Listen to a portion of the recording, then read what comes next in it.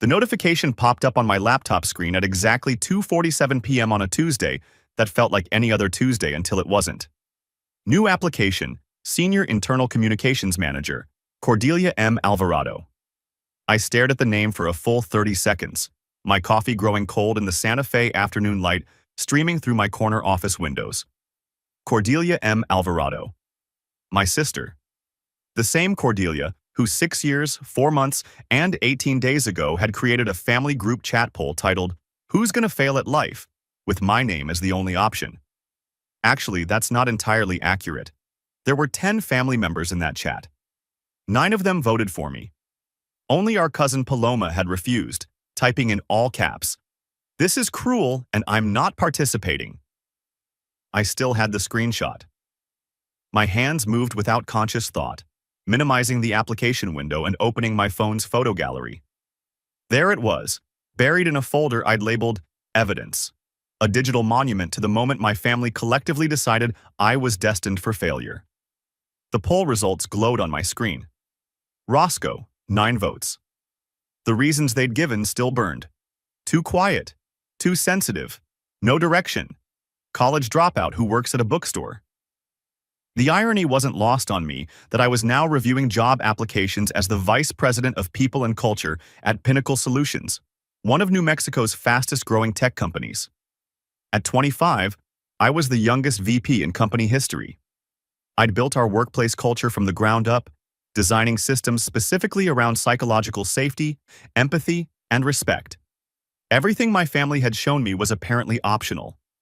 I maximized Cordelia's application again, scanning the details with the clinical precision I'd developed over 3 years of hiring decisions. Stanford MBA, check. 5 years in fintech, check. Most recent position, consulting, which in Silicon Valley speak usually meant unemployed. Her LinkedIn, which I pulled up in another tab, told a more complete story. Open to work posts scattered across the last 8 months. Desperate networking messages disguised as industry insights. The telltale signs of someone whose career had imploded. The company she'd worked for, Velocity Financial, had made headlines for all the wrong reasons. Toxic workplace culture, sexual harassment lawsuits, SEC investigations. The kind of place that rewarded exactly the behavior Cordelia had displayed that Thanksgiving. The casual cruelty disguised as just being honest or showing leadership. I leaned back in my ergonomic chair, the one our office manager had insisted would help with my posture during long days of building the kind of workplace where people like 19-year-old me might actually thrive. The kid who'd been too sensitive, too quiet, too much of everything the wrong way. That kid had left Thanksgiving dinner early that night, driving his beat-up Honda Civic through Albuquerque's empty streets, while his phone buzzed with increasingly frantic messages from Mom asking where he'd gone. He'd gotten home to his studio apartment above the used bookstore where he worked, screenshot the poll, and then done something that surprised even him. He'd muted the family group chat and decided to disappear. Not dramatically, not with proclamations or ultimatums. Just gone. What they thought happened. Roscoe sulked for a while, then probably kept drifting through life, maybe still working at that bookstore, probably living paycheck to paycheck, definitely proving them right about being too sensitive to handle real feedback. What actually happened? I taught myself digital marketing through YouTube videos and library books. I freelanced website designs and social media campaigns during nights and weekends, building a portfolio while selling vintage novels during the day. By 21, I was a digital marketing coordinator at a local startup. By 23, marketing director.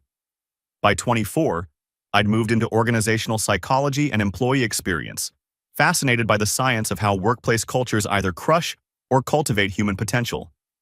The irony was perfect. They'd voted that I'd fail because I was too sensitive, and I'd built an entire career around the radical idea that sensitivity was actually a superpower in understanding what makes people thrive or wither in professional environments. My desk phone rang, jolting me back to the present. "Roscoe, you've got the 3 p.m. leadership team meeting," my assistant reminded me. Right. Strategic planning for Q4.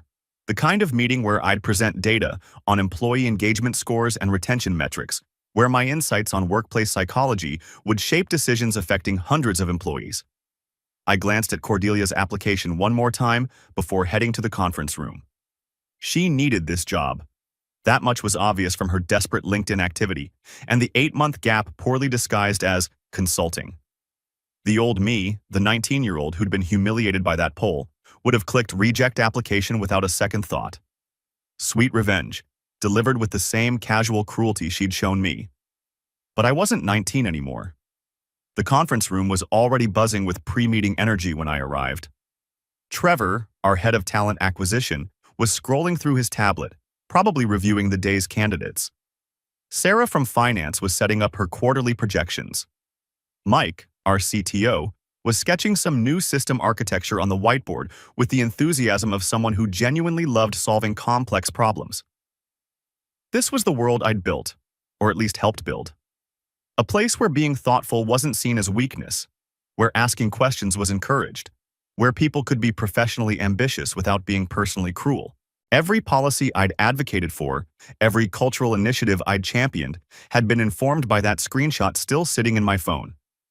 All right, team, Sarah called the meeting to order. Let's dive into Q4 planning. Roscoe, you're up first with the culture and retention analysis. I opened my laptop and pulled up the presentation I'd been working on for weeks. Slide after slide of data showing how our employee satisfaction scores consistently outperformed industry benchmarks. How our retention rates were nearly double the tech sector average. How our psychological safety index, a metric I developed and implemented, correlated directly with productivity and innovation outcomes. The numbers tell a clear story, I said, clicking to a graph showing year-over-year improvement across all metrics. When people feel safe to be themselves, to make mistakes, to voice concerns without fear of retaliation, they don't just perform better, they stay longer and contribute more meaningfully to our mission. Trevor nodded, making notes. Speaking of staying longer, I've got some interesting candidates in the pipeline for that senior internal communications role. One in particular has a really strong background in financial services communications, though there might be some cultural fit questions to work through. My stomach tightened. He was talking about Cordelia, though he didn't know she was my sister. In our company, I deliberately kept my personal life separate from my professional identity. Most of my colleagues knew I had family in Albuquerque, but not much beyond that. It had been easier that way, building a reputation based on my work rather than my history. Cultural fit is non-negotiable, I said, perhaps with more intensity than the comment warranted. Especially for a communications role. That person will be shaping how we talk about ourselves internally and externally. They need to genuinely understand and embody our values, not just pay lip service to them. Absolutely, Trevor agreed. That's why I always use your culture standards document as part of the screening process. 43 pages of what we stand for and what we won't tolerate. It's like a filter. People who aren't aligned tend to self-select out pretty quickly. The culture standards document. I'd spent months writing it during my first year as VP, distilling everything I'd learned about toxic workplace dynamics and their antidotes. It was comprehensive, uncompromising, and deeply personal, though no one knew that. Every section had been informed by my own experiences of being dismissed, underestimated, or casually cruelized by people who should have known better. After the meeting, I walked back to my office with a decision crystallizing in my mind. I wasn't going to reject Cordelia's application. That would be too easy, too clean, too much like the very behavior I'd built my career fighting against. But I also wasn't going to pretend this was just another candidate. I pulled up her application again and attached the culture standards document, along with a note to Trevor. Please pay special attention to cultural alignment for this candidate. Her background in high-pressure finance environments may present some adaptation challenges for our collaborative culture. I'd recommend thorough behavioral interviewing around empathy, psychological safety, and respectful communication. Then I moved her application to the interview stage folder. My phone buzzed with a text from Mom. Roscoe, honey, could you give your sister some advice? She's got an interview at some company in Santa Fe next week. I know you work in HR somewhere. Maybe you could help her prepare? I stared at the message for a long moment. Mom didn't know I worked at Pinnacle Solutions. She didn't know I was the VP who would ultimately have input on whether Cordelia got hired. She just knew her son worked somewhere in HR and thought maybe he could offer some generic interview tips to her daughter who was struggling professionally. The family still thought of me as the kid who'd been too sensitive to handle their honest feedback about my prospects. They had no idea that their vote of no confidence had become the foundation for everything I'd built since. I typed back, "I'll see what I can do." But I wouldn't be giving Cordelia interview advice. Instead, I'd be watching to see if 6 years had taught her anything about the difference between honesty and cruelty, between leadership and casual humiliation, between being right and being kind. The 10th vote was finally mine to cast. 6 years. That's how long I'd been building this life, this career, this version of myself that actually mattered. 6 years since I walked out of that Thanksgiving dinner with my family's votes echoing in my head like a death sentence. 9 out of 10. The math was simple, brutal, and apparently permanent in their minds. But here's what they didn't know about math. Numbers can change. Variables shift. And sometimes the person you voted most likely to fail ends up holding all the cards. I stared at the application on my screen, the cursor blinking next to Cordelia M. Alvarado's name like a heartbeat. My sister. My brilliant, Stanford-educated, finance world-conquering sister who had created that poll 6 years ago. The same sister who was now desperate enough to apply for a job at a company she didn't even know I worked for. The irony tasted metallic in my mouth. Her resume was impressive on paper. Senior financial analyst at Goldman Sachs, MBA from Stanford, director of strategic initiatives at some fintech startup called Velocity Pay. But between the lines, I could read the real story, the gaps, the careful language, consulting for the past 8 months, which in corporate speak usually meant unemployed and trying to sound busy. I'd been following the fintech industry news. Velocity Pay had imploded spectacularly. Lawsuits, toxic culture allegations, SEC investigation. The kind of corporate meltdown that makes careers radioactive. Cordelia had been there until the very end, which meant she'd either been complicit in the toxicity or too powerless to stop it. Neither option looked great on an application for a role focused on internal communications and culture building. My phone buzzed. A text from Mom. "Roscoe, honey, I know you work in HR or something. Could you give your sister some advice? She has this big interview at some company in Santa Fe. She's really stressed about it." I almost laughed out loud. Mom still thought I was some mid-level HR coordinator somewhere, probably making $35,000 a year and living in a studio apartment. The last time we'd spoken, 3 years ago at Grandma's funeral, I'd deflected questions about my job with vague mentions of people operations and employee relations.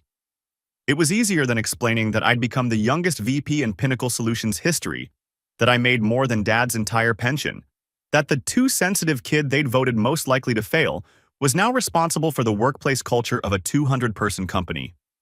I typed back, "Sure, I'll think of something." But first, I needed to understand what I was dealing with. I opened Cordelia's LinkedIn profile, and what I saw there made my stomach clench. Post after post with that desperate "Ejan open to work" hashtag. Professional headshots with slightly forced smiles. Updates about exciting new opportunities and strategic pivots. The kind of language people use when they're trying to convince themselves as much as their network. 3 weeks ago, she'd posted, "Sometimes the best lessons come from the hardest falls. Ready for my next chapter." 47 likes, 12 supportive comments from former colleagues. I could practically hear the fake enthusiasm through the screen. But it was the post from 2 months ago that stopped me cold.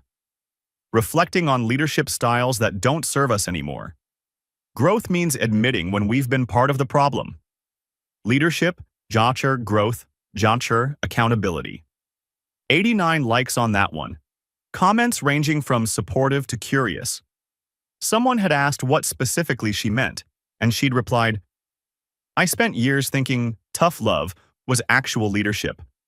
Turns out there's a difference between holding people accountable and just being cruel." I leaned back in my chair, processing this. Was this genuine self-reflection or strategic personal rebranding? With Cordelia, it had always been hard to tell. She'd been playing chess while the rest of us were playing checkers since we were kids. My office door was open, and I could hear the familiar sounds of Pinnacle's afternoon rhythm. Keyboards clicking, the coffee machine grinding, someone laughing at their desk. I'd built this culture deliberately, methodically. Open doors, psychological safety, the radical idea that work didn't have to be a battlefield. Everything my family had taught me not to expect from life. The irony wasn't lost on me. The too sensitive kid had created a workplace where sensitivity was actually valued, where the quiet voices got heard, where nobody got voted off the island for being different. And now my sister wanted in. I clicked through to her application materials.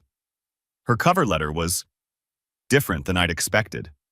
No corporate buzzwords about synergistic solutions or dynamic leadership paradigms.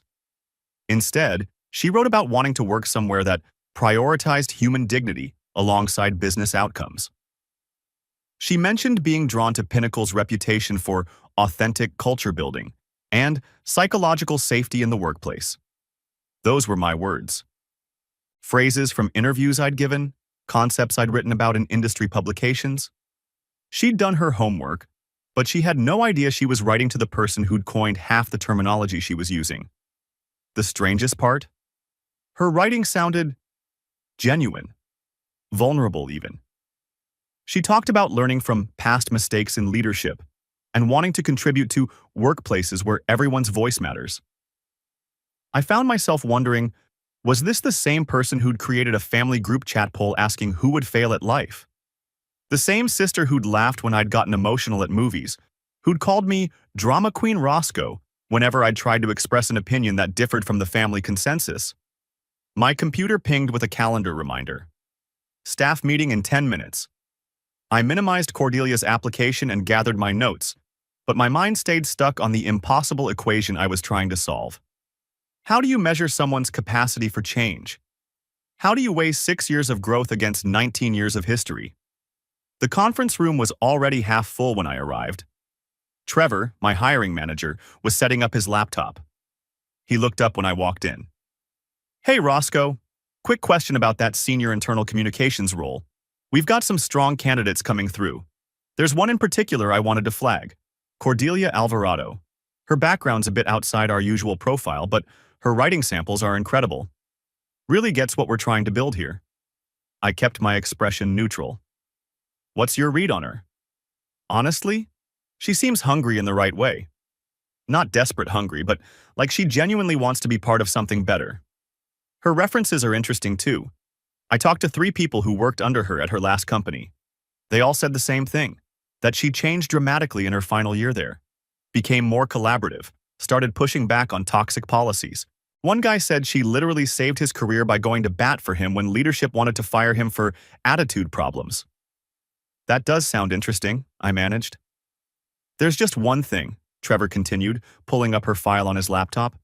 "She's got a gap that's hard to explain. 8 months of consulting with no clear clients or projects, and velocity pay? Man, that place was a disaster. I'm worried she might have been part of the problem before she became part of the solution." I nodded slowly. "What's your gut telling you?" "My gut says she's worth a conversation. But you know how I am. I want to believe everyone can change. Sometimes that makes me naive."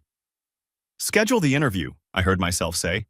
"But let's make sure we really test for culture fit. Use the full behavioral assessment protocol." Trevor grinned. "The 43-page monster you created?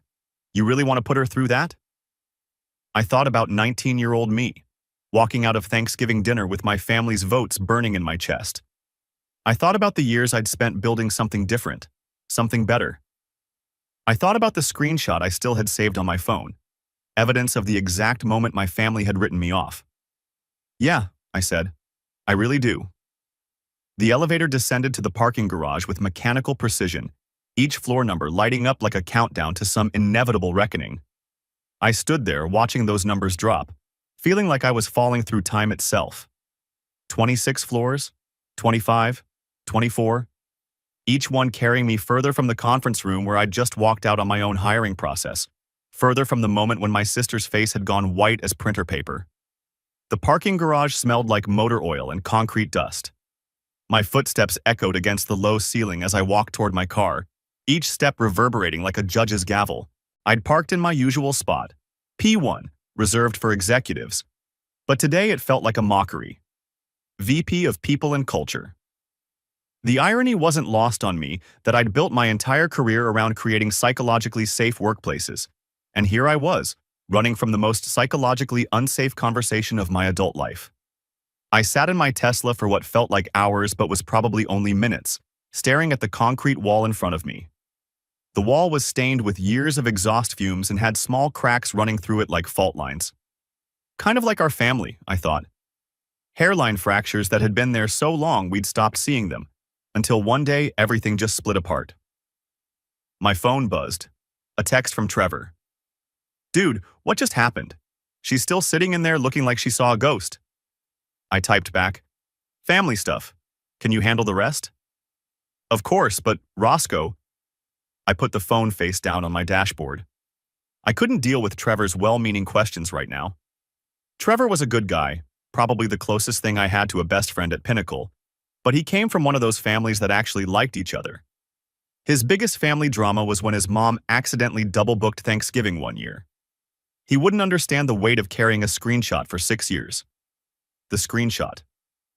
I pulled out my phone and navigated to my photos, scrolling back through months of work presentations, team dinners, and hiking pictures until I found the folder I'd labeled Archive. It was buried deep, past photos of my apartment, past pictures from company retreats, hidden like evidence of a crime I'd never reported. There it was. November 22nd, 2018. The family group chat. The poll that had changed everything. The image was slightly blurry. My hands had been shaking when I took it, but every word was still crystal clear. "Who's gonna fail at life?" Cordelia had written, followed by that laughing, crying emoji that made it seem like a joke. But the votes weren't a joke. 9 little check marks next to my name. 9 family members who thought I was the one destined to crash and burn. Uncle Roberto. Too sensitive for the real world. Cousin Marisa. Still working at that bookstore, right? Aunt Carmen. Smart kid but no direction. Mom. He'll figure it out eventually. Maybe. Even Mom had voted for me. That one still stung the most, 6 years later. Your own mother betting against you in a family poll about failure. The woman who'd raised me, who'd supposedly loved me unconditionally, had looked at her 2 children and decided I was the one more likely to disappoint. The only person who hadn't voted was Cousin Paloma. She'd written, "This is cruel. Delete this, Cordelia." But Cordelia hadn't deleted it. She'd left it up for 3 days before I finally screenshot it and left that Thanksgiving dinner early, claiming I had a stomachache. I'd never told anyone about the poll. Not my therapist during those first rocky months after cutting contact. Not my coworkers when they asked why I never talked about family. Not even myself, really. I just buried it deep and used it as fuel. Every late night learning digital marketing. Every freelance project I took on while still working at the bookstore. Every interview, every promotion, every success, they were all powered by those 9 votes. But sitting in my car now, staring at that old screenshot, I realized something that made my chest tighten. I'd been carrying this thing around like a talisman, like proof of something. But proof of what? That my family was wrong about me? That I was worth more than they thought? Or that I was exactly as broken as they'd voted me to be, just better at hiding it? My phone buzzed again.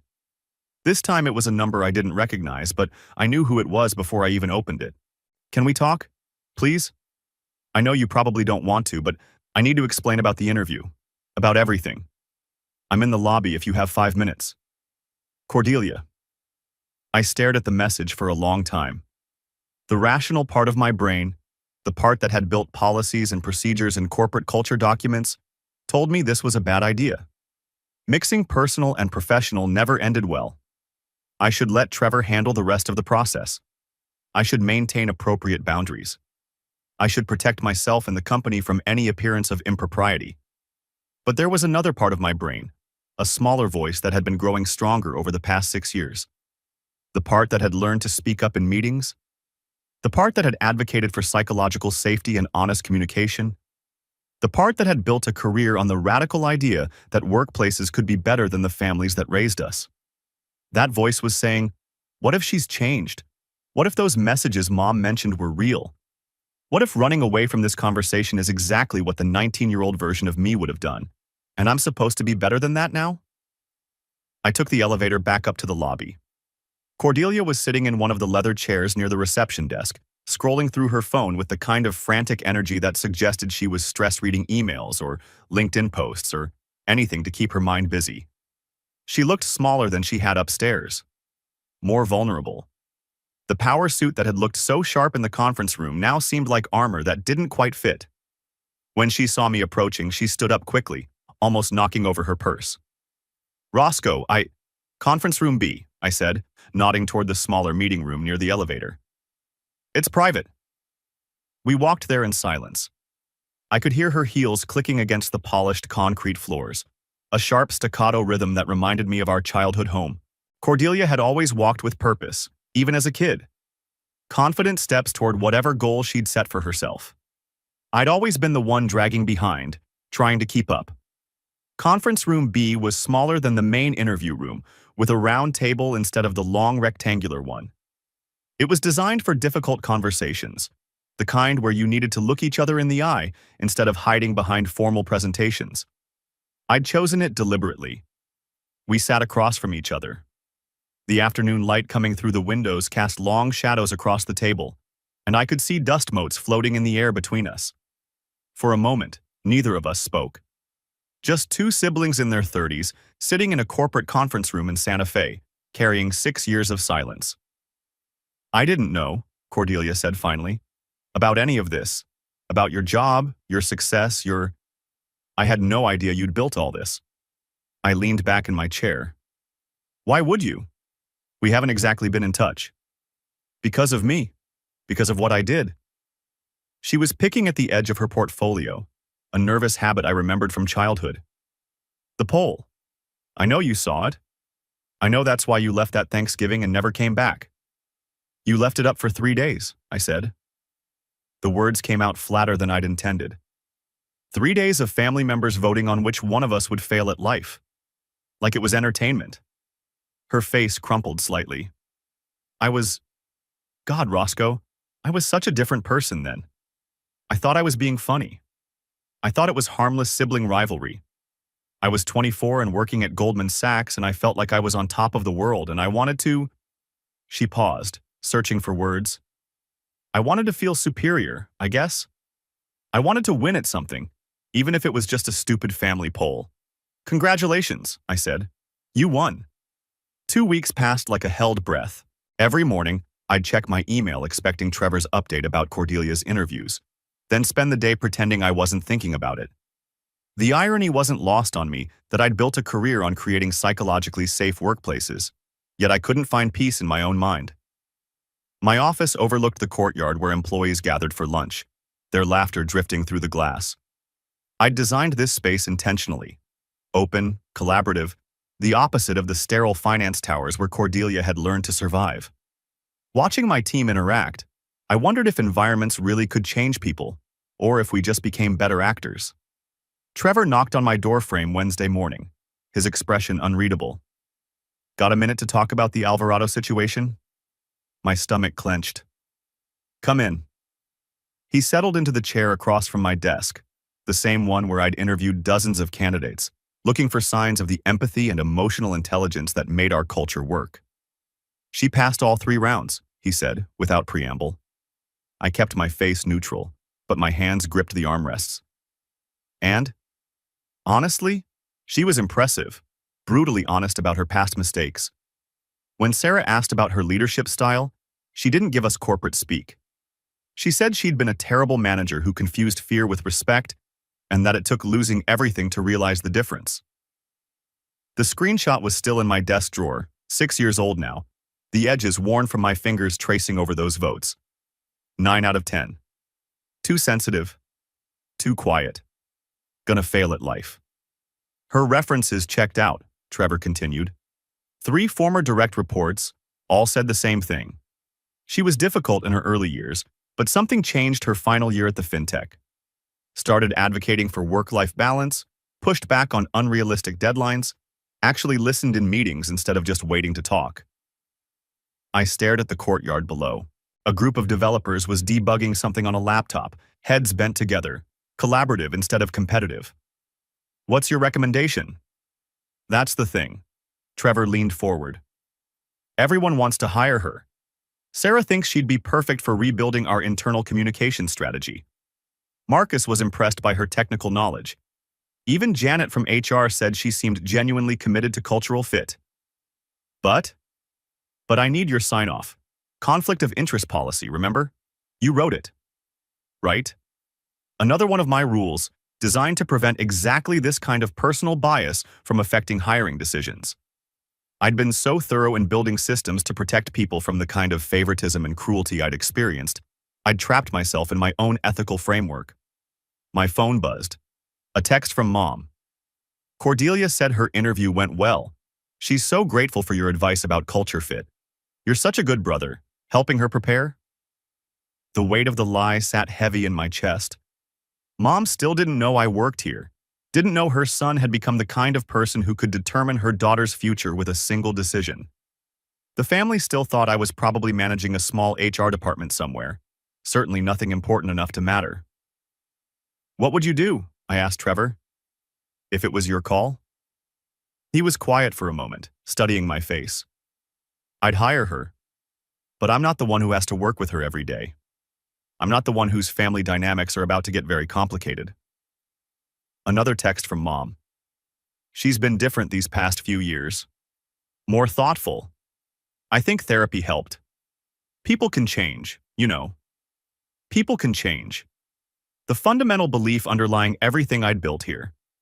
The reason I'd created mentorship programs instead of just firing underperformers. The reason our turnover rate was half the industry average. If I didn't believe people could change, then everything I'd worked for was hollow. But believing in change for strangers was different than believing in it for the person who'd orchestrated my public humiliation. The person who'd made me feel small and worthless at a family dinner table, surrounded by people who were supposed to love me unconditionally. I opened my desk drawer and pulled out the screenshot. The edges were soft now, the colors slightly faded, but the words were still sharp. Who's gonna fail at life? 9 votes for me. 9 family members who'd looked at 19-year-old me and decided I was the one destined for failure. Trevor's eyes widened when he saw it. Jesus, Roscoe, is that Thanksgiving 2018, 6 years ago? I set it on the desk between us. She created this poll in the family group chat, asked everyone to vote on who would fail at life. This is what I woke up to the morning after dinner. He leaned forward, reading the names, the casual cruelty of the comments. Your own family? 9 out of 10. Only my cousin Paloma refused to vote. I traced one finger along the edge of the screenshot. I took this picture, left dinner, and didn't speak to any of them for 3 years. Even now, we barely talk. And now she needs a job. And now she needs a job, I confirmed, from the company I built, following the culture standards I wrote because of what she did to me. Trevor sat back, processing. That's either perfect justice or the universe's cruelest joke. I haven't decided which. I looked up at him. What did she say when she realized it was me? She went white, like actually pale. Asked if she could speak privately with you, but I told her you'd recused yourself from the decision. He paused. She asked me to tell you something, though. What? That she was sorry. That she'd been sorry for years but never knew how to fix it. And that if you decided not to hire her, she'd understand. The courtyard below was emptying as people headed back inside. In an hour, I'd have my weekly team meeting, where we'd discuss project updates and celebrate wins and address any cultural concerns. The same meeting structure I'd implemented because I'd never wanted anyone to feel voiceless the way I had at that Thanksgiving table. There's something else, Trevor said carefully. I asked Janet to pull the background check on her. Standard procedure, but I wanted to be thorough. And? Her last performance review from the fintech, before everything collapsed. Her manager noted significant improvement in interpersonal skills and team collaboration. Said she'd started pushing back on toxic practices, advocating for her reports, actually using her influence to protect people instead of advance herself. I closed my eyes. The person who'd created that poll, who'd rallied the family to vote against me, had she really changed? Or was this just another performance, another way to survive in a new environment? My phone rang, Cordelia's name on the screen. Trevor raised his eyebrows. You don't have to answer that. But I did have to. Because avoiding difficult conversations was what had led to 6 years of silence. 6 years of carrying this resentment like a stone in my chest. I'd built a career on facilitating hard conversations. Time to have one of my own. Cordelia. Roscoe. Her voice was different than I remembered. Smaller somehow. I know you probably don't want to talk to me, but I needed to try. I'm listening. I know you're the VP at Pinnacle. I know you read my application, probably saw my desperation. I know you could have rejected me immediately, and no one would have questioned it. I waited. I've been in therapy for 3 years, she continued. Started after my first startup failed, when I realized I'd become exactly the kind of person I used to complain about. Demanding, dismissive, convinced that being harsh made me a leader. The poll, Cordelia. A long pause. The poll was cruel. I was cruel. I thought I was being funny. Thought it would bond everyone together by picking on the family outsider. I was 24 and stupid and thought meanness was the same as strength. 9 people voted for me. I know, I asked them to. I made it seem normal, like family teasing. But it wasn't teasing, was it? It was bullying, and I was the ringleader. Through my office window, I could see the conference room where we held our culture workshops, where we talked about psychological safety and the impact of casual cruelty, where I taught managers that words have weight, that environments shape behavior, that leadership means protecting the vulnerable, not targeting them. Why should I believe you've changed? I asked. Because I don't expect you to. Because if I were you, I wouldn't believe me either. Because I know that actions matter more than apologies, and I haven't had the chance to prove anything to you yet. She was quiet for a moment. I saw your culture document. 43 pages about empathy and psychological safety and creating environments where people can be their authentic selves. I read every word, and I realized you built the opposite of our family.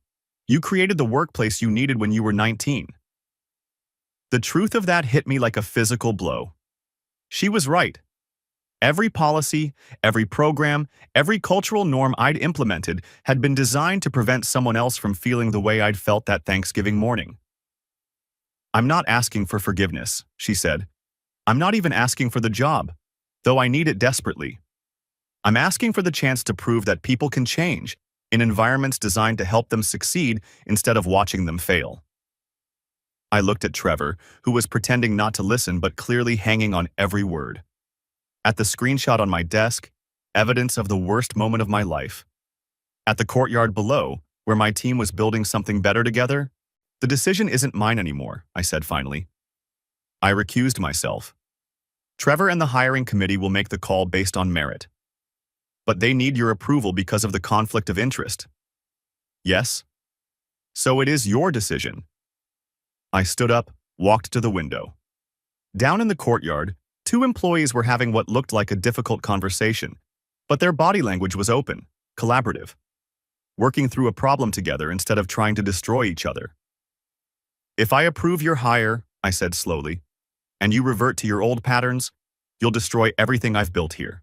The culture, the trust, the psychological safety that took me 6 years to create. I know. If I don't approve your hire, I'm letting personal history override professional judgment. I'm becoming the kind of leader who makes decisions based on grudges instead of potential. I know that too. The weight of the choice settled on my shoulders. This wasn't just about Cordelia or even about me. It was about whether I believed in the principles I'd spent my career advocating, whether I trusted the systems I'd built to handle complexity and conflict, whether I was brave enough to practice what I'd been preaching. Trevor, I said, turning back to him, what's your recommendation? Hire her. She's qualified, she's committed to the culture, and she's shown evidence of growth. Plus, he smiled slightly, if she screws up, we have the most comprehensive performance management system in the industry. We'll know quickly if she's not a fit. Another system I'd designed, another safeguard against the kind of toxic behavior that had shaped my youth. I picked up the screenshot, looked at it one more time. 9 votes for failure. But I wasn't 19 anymore, wasn't the quiet, sensitive kid they'd dismissed. I was the VP who'd built something meaningful, something that mattered. I was the person who got to decide what happened next. Hire her, I said,